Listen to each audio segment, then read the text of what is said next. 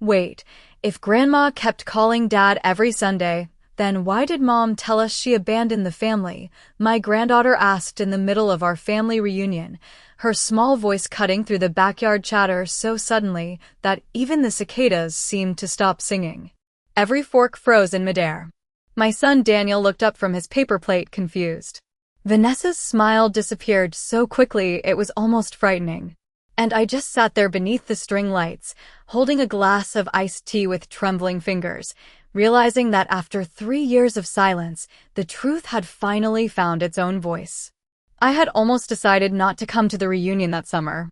The drive from Columbus to Lake Geneva took nearly 4 hours, and at 68, long drives exhausted me more than they used to. But Sophie had called me herself the week before, her sweet 16-year-old voice bright with excitement. "Please come this time, Grandma," she had said softly. "It won't feel right without you."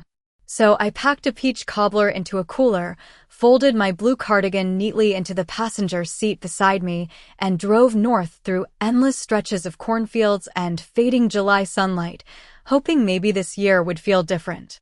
Family reunions used to be my favorite part of summer. Back when my husband Walter was alive, Daniel would help grill hamburgers while the kids chased fireflies near the lake. I used to believe those memories were permanent, like photographs sealed safely behind glass. But after Walter passed away 5 years ago, something shifted slowly inside our family. At first, the changes were subtle. Daniel stopped calling every Sunday. Then birthdays became rushed phone messages. Holidays became too complicated. Vanessa always had a reason. The kids were busy. Daniel was stressed. The drive was too long. I told myself not to take it personally. People grow up. Lives change. That's what I repeated every night while eating dinner alone in my quiet kitchen. Still, some things never made sense to me. I mailed birthday cards that Sophie later claimed she never received. I left voicemails that Daniel never returned. Last Christmas, I sent matching sweaters for the grandchildren, but Vanessa texted me 2 weeks later saying the package must have gotten lost. Somehow, every road between me and my son seemed blocked by invisible walls I could never explain. When I arrived at the reunion that afternoon, Vanessa greeted me with the same polished smile she always wore in public. "Eleanor," she said lightly, air-kissing my cheek. "You made it." But Daniel barely hugged me before turning back toward the grill. And Sophie. Sophie kept looking at me strangely all evening, like she was trying to solve a puzzle nobody else could see. Then dinner began beneath the lantern lights, and with one innocent question, my granddaughter shattered the lie that had quietly stolen 3 years of my life. Nobody spoke for several seconds after Sophie asked that question. The laughter from the children near the dock faded into the distance, while the adults around the picnic table exchanged uneasy glances. Vanessa reached for her wine glass too quickly and nearly knocked it over. "Sophie," she said with a strained laugh, "that is not something we discuss at the dinner table." But Sophie did not look embarrassed. She looked confused. Truly confused. The kind of confusion that only comes from realizing 2 versions of the same story cannot both be true. Daniel stared between his daughter and his wife like he was trying to catch up to a conversation everyone else already understood. I lowered my eyes to the melting ice in my glass because suddenly my hands would not stop trembling. For 3 years, I had convinced myself that distance was normal. Children grow busy. Families change. People drift apart. That was the lie I repeated every night while sitting alone in my little brick house outside Columbus. But hearing Sophie speak so innocently cracked something open inside me. Because if she knew I had been calling, then Daniel had never truly disappeared from my life on his own. Earlier that afternoon, before dinner began, I noticed little things I could not stop thinking about. Sophie hugged me tightly when I arrived, almost desperately. My grandson Tyler asked why I stopped sending birthday money, even though I had mailed checks every single year. Vanessa answered every question directed toward Daniel before he could open his mouth himself. It was subtle, polite enough that nobody else seemed to notice. But once you see control, you cannot unsee it. I remembered the last Thanksgiving I spent alone. Snow had fallen all morning, covering my backyard in thick white silence, while I reheated turkey slices from the grocery store deli. Daniel had texted me that morning saying the children caught the flu and they needed to cancel dinner. I believed him. Of course I did. I even mailed coloring books to the grandchildren afterward with handwritten notes telling them Grandma hoped they felt better soon. 2 months later, my sister Carol accidentally mentioned seeing family photos online from that same Thanksgiving. Matching sweaters. Smiling faces. A fully set dining table. Everyone healthy. Everyone together. Everyone except me. I never confronted Daniel about it. I told myself there had to be an explanation because mothers do that. We build softer versions of painful truths so we can survive them. Across the table, Sophie slowly pushed her baked beans around her plate while Vanessa whispered something sharply into her ear. Daniel still looked unsettled. Then Sophie glanced back at me again, and this time I saw something different in her expression. Not confusion anymore. Guilt. Like she was beginning to realize that the lonely old grandmother she barely saw had been trying to reach them all along. After dinner, the adults drifted toward the fire pit near the lake, while the younger kids ran through the grass chasing lightning bugs with mason jars. The air smelled like charcoal smoke and pine trees, the kind of summer night that used to make me feel safe. But I could still feel tension sitting heavily at the table long after Sophie asked her question. Vanessa stayed unusually close to her daughter for the rest of the evening, touching her shoulder constantly, interrupting whenever she started speaking too freely. I noticed things mothers notice. Tiny things. Nervous things. Daniel tried acting normal, laughing too loudly at his cousin Mark's jokes and volunteering to refill everyone's drinks, but every few minutes. His eyes drifted toward me with a strange uncertainty I had not seen in years. Around 9 o'clock, Sophie quietly slipped into the empty chair beside mine while everyone else gathered near the water. For a moment, neither of us spoke. She picked at the label on her lemonade bottle while I folded my napkin carefully into my lap. "Grandma," she said softly, "did you really call Dad every Sunday?" I looked at her for a second before nodding slowly. "For years." Her forehead tightened. "Mom always said you stopped caring after Grandpa died." The words landed gently, but they still hurt. Not sharply anymore. More like touching an old bruise you forgot was there. I stared out toward the dark lake, watching reflections from the lanterns ripple across the water. "I never stopped caring about any of you," I said quietly. Sophie looked down immediately, ashamed on someone else's behalf. At 16, she was old enough to recognize dishonesty, but still young enough to feel wounded by it. "I found a box in the hall closet last month," she admitted carefully. "There were birthday cards in it. From you. Some were still sealed." I felt my chest tighten. Last year I had spent almost $40 mailing Christmas gifts and handwritten letters to the children. I remembered standing in line at the post office 2 weeks before the holiday, holding packages wrapped in silver paper while snow melted off my boots onto the tile floor. Tyler later told me they thought I forgot about them completely. Suddenly all those missing pieces began fitting together in ways I never wanted to imagine. Sophie swallowed hard before continuing. "Mom said she kept them because seeing your handwriting upset Dad." I closed my eyes briefly. Daniel used to save every note I tucked into his lunchbox when he was little. Even in college, he called every Sunday evening without fail. After he married Vanessa, the calls became shorter. Then monthly. Then holidays only. Eventually, even my birthday conversations sounded rushed, like someone standing impatiently nearby waiting for them to end. Sophie looked toward the fire pit where Vanessa was laughing brightly for the rest of the family, perfectly composed. Beneath the string lights. Then she leaned closer to me and whispered something that made my stomach go cold. "Grandma, I do not think my mom wanted us to remember you at all." That night, I could not sleep. The guest room smelled faintly like cedar wood and laundry detergent, and moonlight stretched across the quilt folded neatly at the end of the bed. Outside the window, I could hear distant laughter from relatives still sitting near the lake, but inside that small room everything felt painfully quiet. Sophie's words kept replaying in my mind. "I do not think my mom wanted us to remember you at all." I sat on the edge of the mattress for a long time holding my reading glasses in both hands, staring at the framed family photograph on the nightstand. It had been taken nearly 10 years ago at another reunion before everything changed. Daniel stood beside me with one arm around my shoulders, while little Sophie sat on Walter's lap, missing her front teeth. Vanessa was smiling too, although back then her smiles still looked real to me. I remembered the first time Daniel brought her home. She wore a cream sweater and carried a peach pie from a bakery downtown because she said she did not want to arrive empty-handed. She was charming, careful, the kind of woman who remembered birthdays and complimented curtains and always offered to help clean the dishes afterward. Walter liked her immediately. I wanted to like her too because mothers always want to believe the woman their son loves will become family. And for a while, things seemed fine. But looking back now, I realized the distance did not appear all at once. It arrived slowly, disguised as normal life. Vanessa hated when Daniel and I had private conversations. If he stayed on the phone with me longer than 15 minutes, she suddenly needed help with something.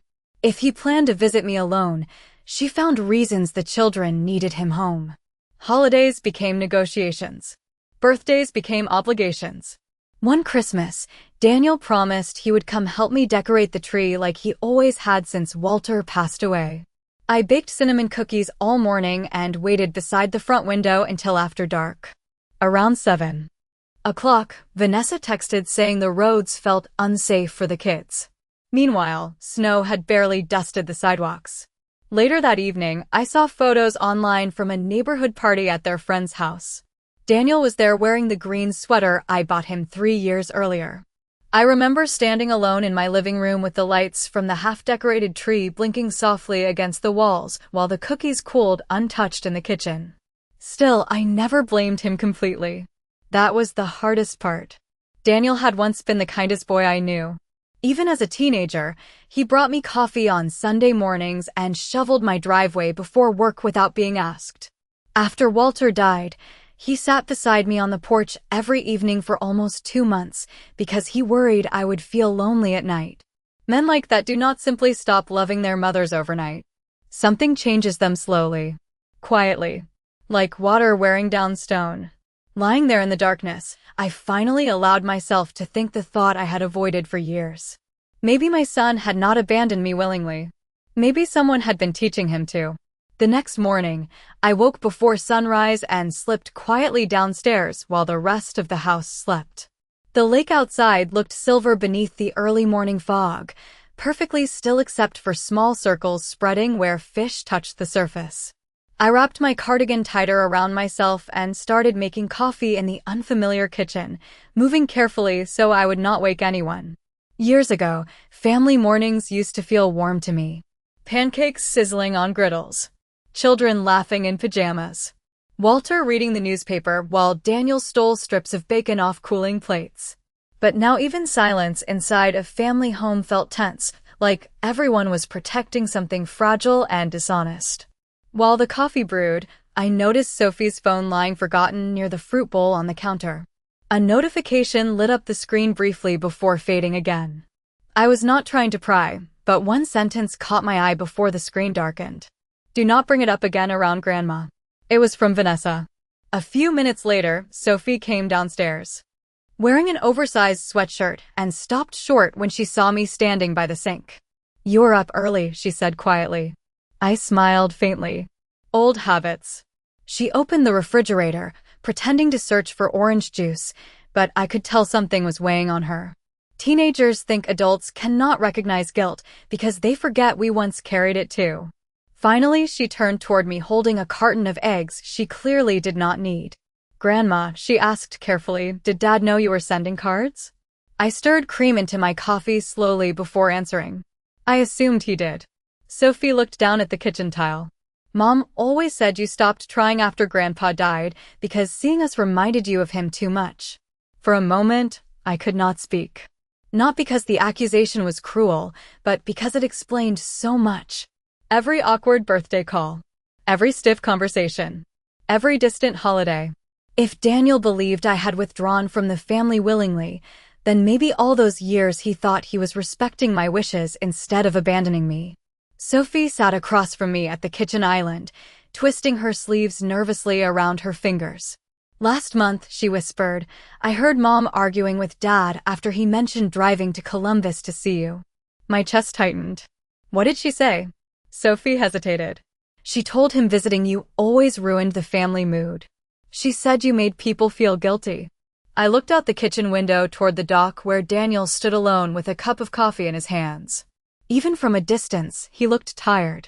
Older than 42. Like someone carrying invisible weight he no longer understood. Sophie lowered her voice further. Grandma, I do not think Dad knows about the letters. The coffee suddenly tasted bitter in my mouth. Because deep down, I realized something terrifying. If Vanessa had spent years controlling what reached my son, then maybe the silence between us had never been silence at all. Maybe every unanswered call, every missing card, every canceled holiday had been carefully arranged by someone standing quietly in the middle. By late morning, the reunion had returned to its usual rhythm on the surface. Children splashed near the shallow edge of the lake while the adults carried folding chairs beneath the shade trees and argued about baseball scores and rising grocery prices. Anyone looking from a distance would have seen a perfectly ordinary American family gathering. But underneath the polite smiles, something had shifted after Sophie's question the night before. I could feel it in the way conversations stopped when I approached and restarted too quickly once I passed by. Around noon, Daniel offered to help me carry fresh lemonade from the kitchen to the picnic tables. It was the first time we had been alone together for more than a few seconds all weekend. For a moment, neither of us spoke as we walked side by side across the grass, balancing heavy glass pitchers between us. Then finally, he cleared his throat. Sophie says you have been calling more than I realized. His voice sounded careful, cautious, like someone stepping onto thin ice. I kept my eyes ahead. I called every Sunday for almost 4 years. Daniel slowed slightly beside me. Vanessa told me you stopped after Dad passed away. I nodded once because hearing the words aloud somehow hurt less than I expected. Maybe because deep down I already knew. We reached the picnic tables, but neither of us sat down immediately. The breeze carried the smell of sunscreen and grilled hot dogs from somewhere near the dock. Families laughed nearby while my own son looked at me like he was seeing me clearly for the first time in years. Mom, he said quietly, why did you never say anything? I looked at him then. Really looked at him. The tired lines around his eyes. The guilt beginning to settle across his face. Because every time I tried reaching you, I answered softly, I believed you were choosing silence. Daniel opened his mouth, then closed it again. Across the yard, Vanessa stood talking with his cousin Rebecca, but I noticed her watching us constantly over the rim of her sunglasses. I thought you needed space, he admitted finally. Vanessa said seeing us made your grief worse. A strange sadness washed over me then. Not anger. Not bitterness. Just sadness for all the wasted years built on someone else's version of the truth. I thought about the countless nights I sat alone beside the phone waiting for my son to call while Daniel sat in another house, believing his mother wanted distance from him. 2 people grieving separately because someone stood between them, rearranging every message that passed through. Sophie suddenly appeared beside us carrying a tray of hamburger buns. Her eyes moved nervously between her parents and me. Then she lowered her voice. Dad, she said carefully, I can show you the box if you want. Daniel frowned. What box? Sophie hesitated only a second. The one Mom keeps in the hall closet. The letters from Grandma. The cards too. For the first time all weekend, I watched confusion give way to something sharper in my son's face. Something dangerous to lies. Recognition. The rest of the afternoon passed under a strange tension that nobody openly acknowledged. Vanessa became unusually cheerful, laughing too loudly at stories that were not funny and constantly pulling Daniel into conversations before he could drift too far away from her. But I noticed something had changed in him. He kept glancing toward Sophie whenever Vanessa spoke, as if replaying her words in his mind. Around 3 o'clock, the family gathered near the large picnic tables for dessert. My peach cobbler sat untouched beside trays of brownies and watermelon slices, while cousins argued over card games and children dripped melted popsicles onto the grass. Sophie stood quietly near the porch steps, twisting the silver bracelet around her wrist over and over again. I recognized that nervous habit immediately. Daniel used to do the same thing with his baseball cap whenever he was hiding worry as a boy. Vanessa carried over fresh lemonade and set it down sharply beside Sophie. "You have been awfully quiet today," she said with a smile that looked pleasant to everyone except her daughter. Sophie stared at the table. "I am just tired." "Then maybe you should stop digging through closets and making up stories," Vanessa replied softly enough that most people missed it. But Daniel did not. His head lifted immediately. "What does that mean?" The air around the table seemed to tighten all at once. Vanessa gave a quick laugh. "Nothing. Teenagers snoop around and misunderstand things. You know how dramatic they can be." Sophie's face flushed bright red. For a second, she looked terrified. Then she looked at me, and something inside that young girl hardened. "I did not misunderstand anything," she said quietly. Conversations nearby began fading as relatives sensed something uncomfortable unfolding. Daniel slowly set down his fork. "Sophie," he said carefully, "what did you find?" Vanessa stepped forward immediately. "Daniel, this is not the time." But Sophie was already speaking, her voice trembling despite how hard she tried to steady it. "I found Grandma's cards in the hall closet. Years of them. Birthday cards. Christmas letters. Even voicemail printouts." Daniel blinked. "What?" Sophie swallowed hard. "Mom kept them hidden." Silence crashed over the table. I could hear wind moving through the trees above us and the distant splash of children jumping from the dock. Vanessa's expression changed instantly. Not panic exactly. Something colder. Controlled. "Those letters upset your father," she said firmly. "I was trying to protect this family from unnecessary guilt and drama." Daniel stared at her like he no longer recognized the woman beside him. "You told me my mother stopped contacting us." Vanessa crossed her arms tightly. Because emotionally, she did. She was always sad. Always lonely. Every visit became exhausting. Her voice sharpened slightly now that eyes around the table had turned toward her. "I did what was best for our family." Sophie suddenly stood up so fast her chair scraped loudly against the wooden deck. Tears filled her eyes, but her voice came out stronger than anyone expected. "No," she said. "You decided Grandma did not belong in this family anymore. That is not the same thing." No one at the table seemed to know where to look after Sophie said that. My cousin Linda suddenly became very interested in rearranging paper plates, while Uncle Frank cleared his throat twice and stared out toward the lake. The children nearby had gone quiet too, sensing the strange heaviness adults carry when family truths finally surface. Daniel remained completely still beside the picnic table, his face pale beneath the afternoon sunlight. He looked less angry than devastated, like someone realizing an entire section of his life had been built on false information. Vanessa folded her arms tighter across her chest. "You are blowing this completely out of proportion," she said sharply. "I kept a few cards because your mother was emotionally unstable after Walter died." I lowered my eyes at those words, not because I believed them, but because grief has a way of making you question your own memories. After Walter passed away, there were mornings I sat at the kitchen table unable to remember why I had walked into a room. Nights when I slept beside the television because silence felt unbearable. Maybe Vanessa had seen vulnerability and mistaken it for weakness. Or maybe she simply found it convenient. Daniel looked at me carefully. "Mom," he asked quietly, "did you know about any of this?" I shook my head once. "I only knew you stopped calling." His jaw tightened visibly. Sophie wiped tears from her cheeks and disappeared briefly into the house before anyone could stop her. Vanessa immediately followed 2 quick steps behind, but Daniel caught her wrist gently. "No," he said firmly. It was the first time all weekend I had heard him speak to his wife that way. Calm. Direct. Certain. Vanessa stared at him in disbelief. "Daniel, this is ridiculous." "Is it?" he asked. His voice stayed quiet, which somehow made it more painful to hear. A few minutes later, Sophie returned carrying a large faded storage box against her chest.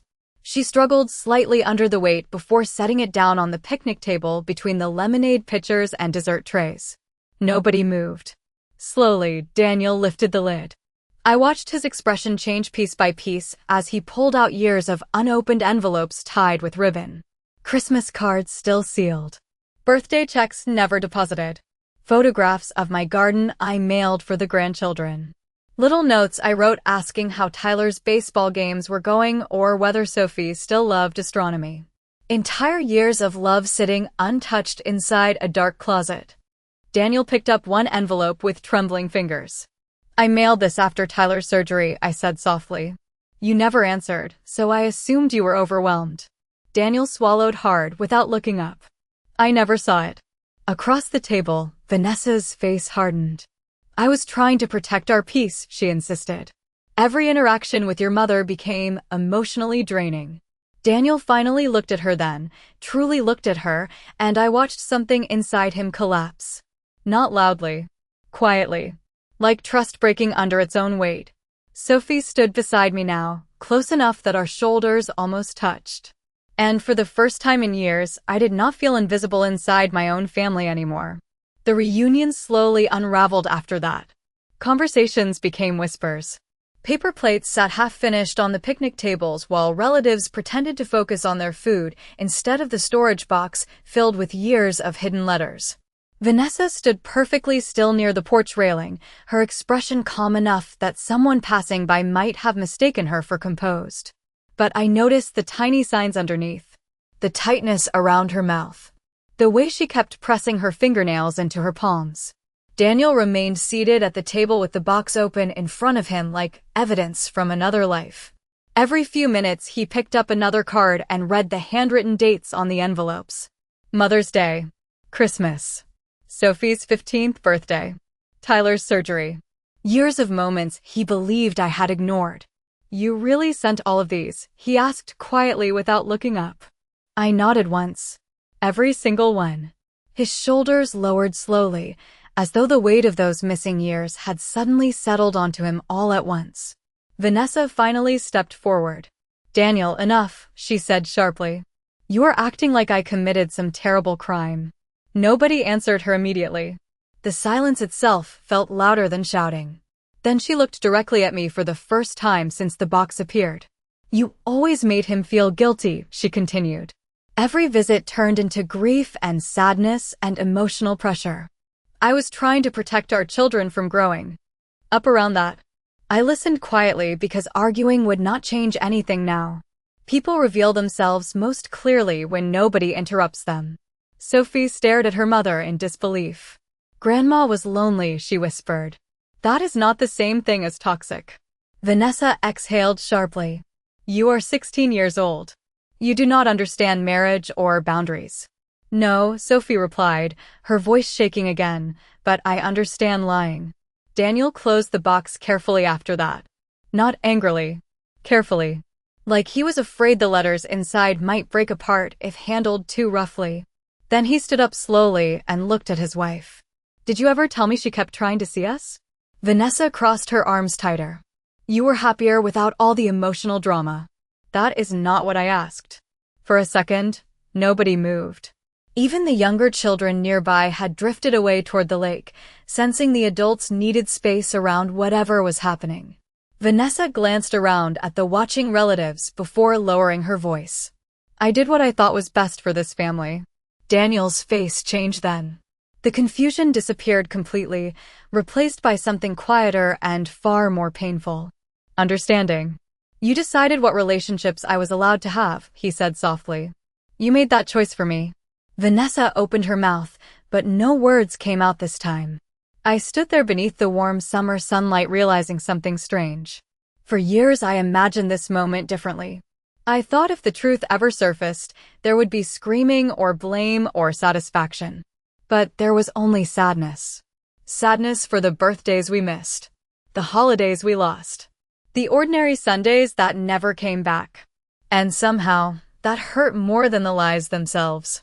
By early evening, dark clouds had begun gathering above the lake, turning the water steel gray beneath the fading sunlight. One by one, relatives started finding excuses to leave the reunion early. Folding chairs scraped against the deck. Car doors slammed in the distance. Nobody wanted to stand too close to a family truth once it stopped being whispered and became undeniable.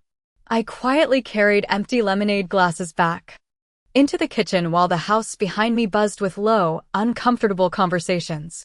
My hands moved automatically, rinsing dishes beneath warm water while my mind drifted somewhere far away. Strange how quickly a person can become exhausted after years of carrying sadness finally rise to the surface. Sophie entered the kitchen softly a few minutes later and stood beside me drying plates with a dish towel. Neither of us spoke at first. Then finally she whispered, "I am sorry, Grandma." I looked at her gently. For what? Tears filled her eyes again. For believing her. I reached over and squeezed her hand lightly. You were a child, sweetheart. Children trust the people raising them. That is not your fault. Her shoulders shook slightly with relief. Through the kitchen window, I could see Daniel standing alone near the dock staring out across the darkening lake with both hands shoved into his pockets. Vanessa had disappeared upstairs nearly an hour earlier after their argument on the back porch grew tense enough for several relatives to quietly walk away pretending not to hear. Nobody yelled. That was the strange part. The deepest damage in families rarely arrives screaming. It arrives quietly. One hidden letter at a time. One manipulated conversation after another. One small lie repeated long enough to become someone else's reality. I dried my hands slowly and walked outside before the rain started. The wooden dock creaked softly beneath my shoes as I approached Daniel. He did not turn around immediately. I do not know what to say to you, he admitted finally, his voice rough with exhaustion. I stood beside him looking out at the lake. You do not have to say anything tonight. He swallowed hard. All these years. I thought you gave up on us. The pain in his voice nearly broke my heart because I realized he had been grieving too. Just differently. I never stopped loving you, I said quietly. Not for one day. Rain began falling lightly across the lake then, soft drops tapping against the dock around us. Daniel lowered his head for a moment before speaking again. I should have come to see you myself. I should have questioned things sooner. I could hear the guilt settling heavily inside every word. But motherhood changes people. Even after disappointment, some part of you still wants to protect your child from pain. We both lost time, I answered softly. There is no reason to waste more of it standing here blaming yourself. Behind us, the porch door opened. Vanessa stood there watching us through the rain with an expression I could no longer read clearly. But for the first time in years, I did not feel afraid of losing my family anymore. Because the truth had finally stepped into the light. And once that happens, silence can never fully take control again. The rain continued through most of the night, steady and soft against the roof of the lake house. By morning, the reunion was over. Cars had disappeared from the gravel driveway, leftover soda cans sat abandoned beside folding chairs, and damp paper streamers clung weakly to the porch railing. Family gatherings always looked sad the day after they ended, but this silence felt different. Heavier somehow. Like the house itself had overheard too much truth to return to normal. I packed my overnight bag slowly in the guest room while pale gray sunlight filtered through the curtains. My blue cardigan still smelled faintly like rainwater from the dock the night before. For several minutes, I stood beside the dresser staring at my reflection in the mirror. I looked older than I remembered. Not weaker. Just tired. Tired from carrying years of confusion that finally made sense. A quiet knock sounded at the door. Daniel stepped inside carefully, holding a small cardboard box against his chest. The same box filled with unopened letters. "Mom," he said softly, "before you leave, can we talk?" I nodded and sat carefully on the edge of the bed while he remained standing near the window. For a moment, neither of us knew how to begin. Then finally he opened the box and pulled out a faded birthday card with a baseball sticker on the envelope. "You sent this when Tyler turned 9, he said quietly. "Vanessa told me you forgot his birthday that year." His voice cracked slightly at the end. I folded my hands together tightly to keep them from trembling. "I never forgot any of you." Daniel lowered himself slowly into the chair across from me, looking like a man carrying years of regret he no longer knew where to place. I keep replaying everything in my head, he admitted. Every canceled holiday. Every excuse. Every time I thought you were pulling away from us. He rubbed his forehead wearily.